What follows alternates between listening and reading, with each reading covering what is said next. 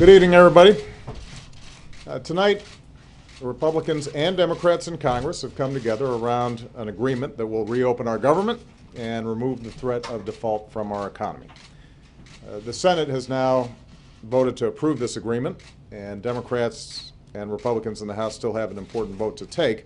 But I want to thank the leaders of both parties for getting us to this point. Once this agreement arrives on my desk, I will sign it immediately. We'll begin reopening our government immediately. And we can begin to lift this cloud of uncertainty and unease from our businesses and from the American people. I'll have more to say about this tomorrow, and I've got some thoughts about how we can move forward in the remainder of the year and stay focused on the job at hand. Because there's a lot of work ahead of us, including our need to earn back the trust of the American people that's been lost over the last few weeks. And we can begin to do that by addressing the real issues that they care about. I've said it before, I'll say it again. I'm willing to work with anybody. I am eager to work with anybody, Democrat or Republican, House or Senate members, on any idea that will grow our economy, create new jobs, strengthen the middle class, and get our fiscal house in order for the long term. I've never believed that Democrats have a monopoly on good ideas. And despite the differences over the issue of shutting down our government, I'm convinced that Democrats and Republicans can work together to make progress for America. In fact, there are things that we know will help strengthen our economy that we could get done before this year is out.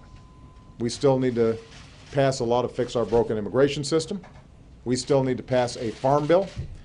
And with the shutdown behind us, and budget committees forming, we now have an opportunity to focus on a sensible budget that is responsible, that is fair, and that helps hardworking people all across this country.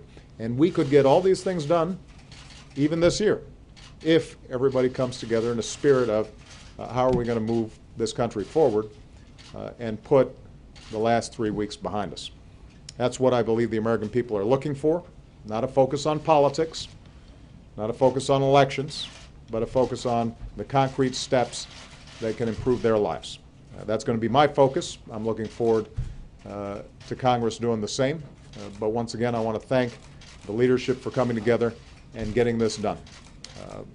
Hopefully next time it won't be in the 11th hour. One of the things that I said throughout this process is we've got to get out of the habit of governing by crisis.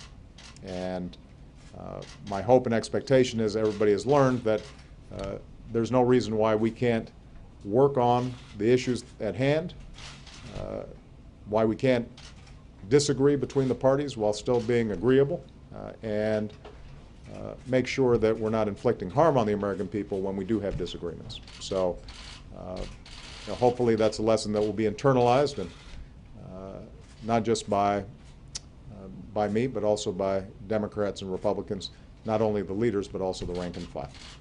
Thanks very much, everybody.